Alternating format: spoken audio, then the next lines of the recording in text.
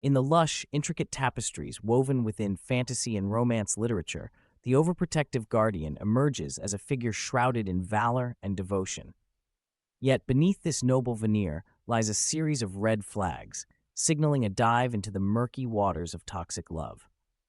This archetype, draped in the guise of safeguarding, often crosses the line into controlling territories, blurring the distinction between guardianship and possessiveness. The most striking red flag is their compulsion to control under the banner of protection, which, upon closer examination, reveals a disturbing lack of trust and respect for the individual's autonomy and decision-making capabilities.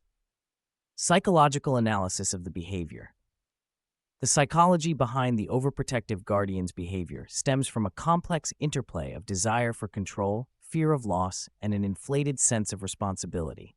This archetype often believes that their actions are justified by the love they bear for their charge, viewing themselves as the sole protector against the world's perils.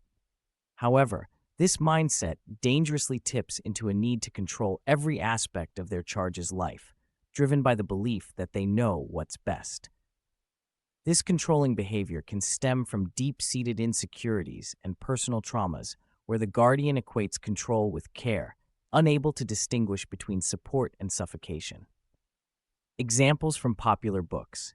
A quintessential example can be found in Sarah J. Maas's A Court of Mist and Fury, where Ryson's initial controlling behavior towards Fair starkly contrasts with his later respect for her autonomy, highlighting the transformation from a toxic guardian to a partner valuing mutual respect and freedom. Another notable instance appears in Twilight by Stephen E. Meyer, where Edward Cullen's overprotectiveness towards Bella Swan often teeters into controlling realms. His decision to disable her car to prevent her from visiting a friend showcases a glaring disregard for her freedom of choice, romanticized under the guise of concern for her safety. Lastly, the Grisha trilogy by Leigh Bardugo presents the Darkling as a guardian figure to Alina Starkov, whose manipulative tactics and desire to control Alina's powers for his ends masquerade as protective guidance, revealing the darker facets of the guardian trope. Why it matters: real-world implications of this behavior. The romanticization of such characters in literature is not without consequences, seeping into real-world perceptions of love and protective behavior. These narratives inadvertently set a precedent, suggesting that overbearing control and disregard for personal boundaries are synonymous with love and care. This problematic portrayal can cloud judgment, leading individuals to overlook similar red flags in their relationships, mistaking control for concern. It fosters a culture where possessiveness is romanticized, overshadowing the importance of trust, respect, and autonomy in healthy relationships. Furthermore, it perpetuates the idea that one must be saved or protected by someone else, undermining the empowering notion of self-reliance and the ability to face challenges independently or as equals in a partnership. This skewed narrative reinforces unhealthy relationship dynamics, where one's agency is stifled under the pretense of love, fostering dependency and eroding self-esteem. Conclusion. Final thoughts on the character trope. The overprotective guardian, while often hailed as a bastion of unwavering loyalty and love, harbors a toxic undercurrent that merits scrutiny. This archetype's portrayal in literature serves as a mirror, reflecting broader societal notions of love, protection, and autonomy. By understanding the psychological underpinnings of this behavior, readers can better navigate the fine line between fiction and reality, recognizing the importance of boundaries, respect, and mutual support in relationships.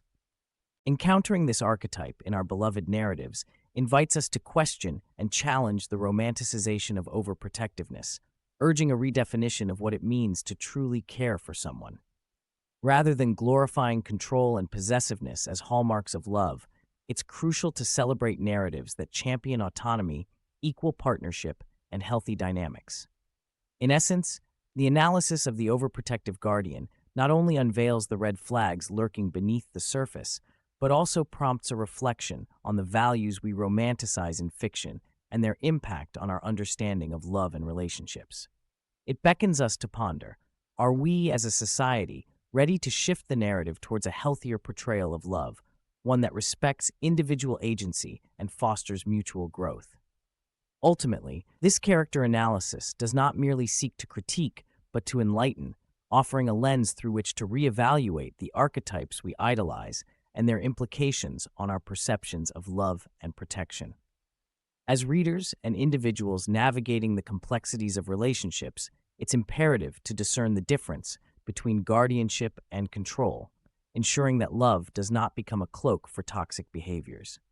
Character psychology is fascinating, and sometimes our favorite characters exhibit behaviors we'd never tolerate in real life.